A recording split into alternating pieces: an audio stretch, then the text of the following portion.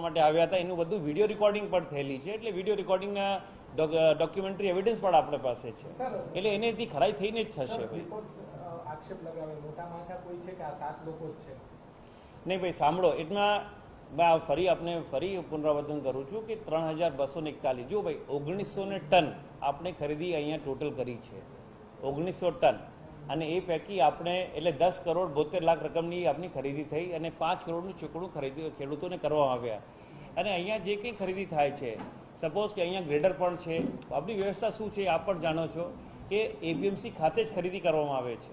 આ એપીએમસી ખાતે અને અન્ય એપીએમસી ખાતે જે ખરીદી થાય છે, અહીંયા ગ્રેડિંગ સાથે ગ્રેડર એક નિયમીય છે, પછી આપણા તંત્રના વ્યક્તિઓ હોય છે, કેમ કે આમના કોઈ મંડળી નથી, તંત્ર મારફતે જ કામગીરી થાય છે, લેબર કોન્ટ્રાક્ટર પર રાખવામાં આવે છે, ટ્રાન્સપોર્ટર પણ હોય છે, પછી અહીંયાથી જે માલ ભરાઈ જાય છે એને સીલિંગ થાય છે, એને પછી આપણે વેરહાઉસ ખાતે આપણે સ્ટોર કરવામાં આવે છે. વેરહાઉસ ઉપર નાફેડના સર્વેર પણ પુનઃ ચકાસણી કરે છે, તો જ એ ડબલ ચેક એન્ડ બેલેન્સ છે, અને એમાંથી રિજેક્ટ થઈને માલ જ ત્યાંથી પકડાયો હતો.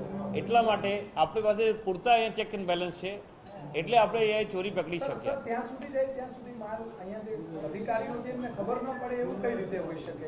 આટલું બધું જે પ્રોસેસ થાય, વિડીયોગ્રાફી થાય, આટલા બધા અધિકારીઓ હોય, જ્યારે નાફેડે પહોંચે ત્યાં સુધી અજાણ સરકારી અધિકારીઓ?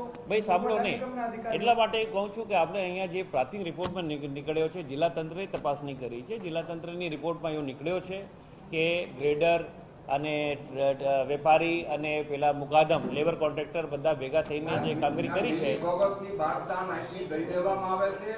બીજાના કારખાનામાંથી માલ ચોરાય છે, તો બી બીજા કારખાનામાં થપ્પા થાય છે, આ ગ્રેડિંગ કે કાર્યવાહી નથી થતી, બીજાના કારખાનામાંથી માલ મૂકી દીધો. ભાઈ કાકા આવતું નથી. રાત્રે છે ને થપ્પા લાગી જાય છે, વાહનમાં રાત્રે થપ્પા લાગી જાય છે, ગ્રેડિંગ નથી થતું, પૈસા લઈ એકબીજા મિલી ભગત થી બધા માલ સંગ્રહ કરી દે છે. અહીંયા નથી થતું, આ માલ બારોબાર થી આવે છે કારખાનાના. સાહેબ, આપણે બધું વસ્તુ સમજો કે ખેડૂતોની નોંધણી આપણે કરીએ છીએ, ભાઈ સાંભળો,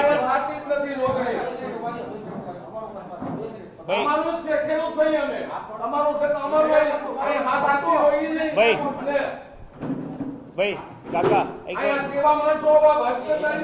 મોકલે છે, ખેડૂતને હું કઈ જવાબ જ નથી દેતા, અને અમારું નામ પેલા હોય, રાષ્ટ્રપતિ ઉપર હોય તો પત્તામાના પેલા નામ આવી જાય. ભાઈ આપણે બધા તમે લોકોને એવું ફરી કહું છું કે આવી રીતે ભ્રષ્ટાચાર થાય છે, ત્યાં પછી તમે આવો છો હાથ હાથી ત્યાં હેરાન થઈ નહીં, કોઈ અધિકારી ધાકધમકીઓ દે છે, પોલીસ કેસ કરવામાં આવે છે, આમ કરશું તેમ કરશું, અમને ધમકાવવામાં આવે છે. બોલો શું કેવું છે? અને એ માલ કારખાના છે અને બધા મળેલા છે તમારા સાહેબો, આમાં કોઈ અહીંયા માલ ગ્રીડિંગ જ નથી થયો, બધો કારખાનાનો માલ નાખી ગયા છે. તમારું નામ શું? મારું નામ રાયમલભાઈ ચલ્લુ. શું થયું છે બોલો હવે.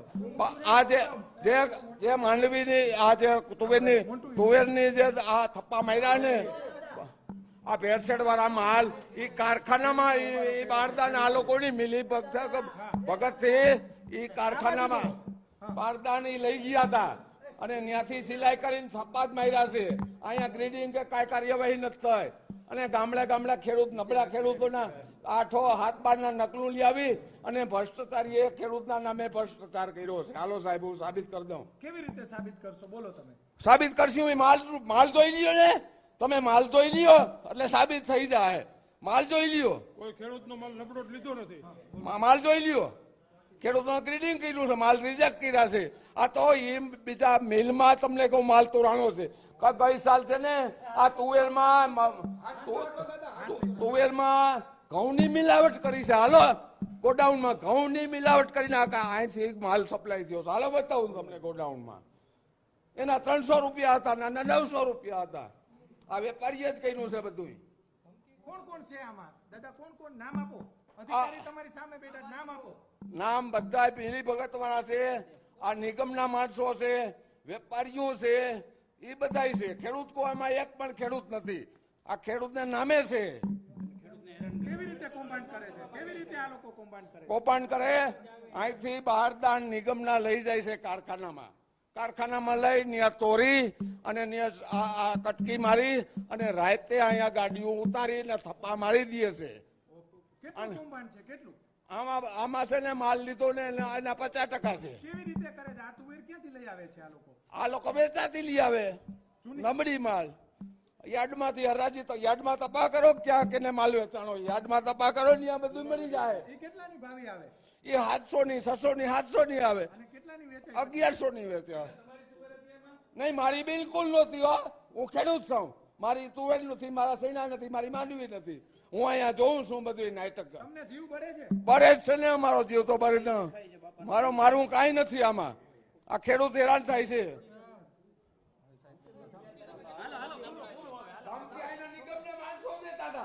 કે અમે પોલીસ બોલાવશું ને એટલે અમે આવ્યા હતા બંધ કરવા તો અમને કે અમે પોલીસ કેસ કરશું એમ કીધું.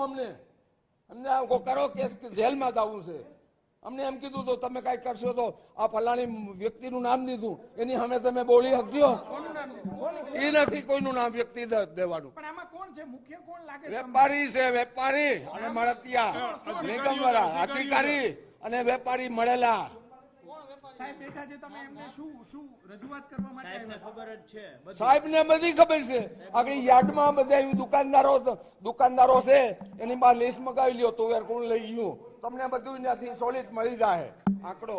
એ અહીંયા છે ને જે મેન અધિકારી છે ને મોરી સાહેબ, ઈ પોતે જ આમાં ગુનેગાર છે અને ઈ પોતે અત્યારે ફરિયાદી બન્યા છે. તમને કહું, ઈ પોતે ફરિયાદી બન્યા છે. જે અધિકારી ગુનેગાર છે ઈ પોતે જ ફરિયાદી બન્યા છે.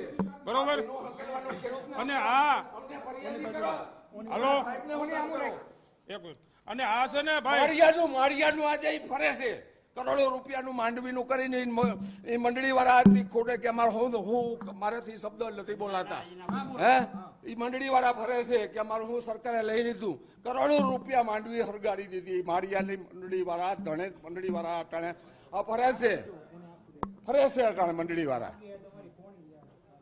તમે અત્યારે રજૂઆત કરવા માટે આવ્યા છો? હા, રજૂઆત કરવા. હું અહીં 10 દીથી આવું છું. કઈ રીતે જાણો છો આ બધું? હું અહીંયા રાતથી અહીંયા રખોલું કરતો હતો કે હું ભ્રષ્ટાચાર છે ભવિષ્યમાં થાય તો મારે અહીંયા ફરિયાદ કરવા થાય. હું આવતો 10 દી થયા. કેવી રીતે કરતા આ લોકો તમને કહું રાત્રે ગાડી 2 વાગે રાતના 12 વાગ્યા પછી આ યાર્ડમાં ગાડીઓ આવતી.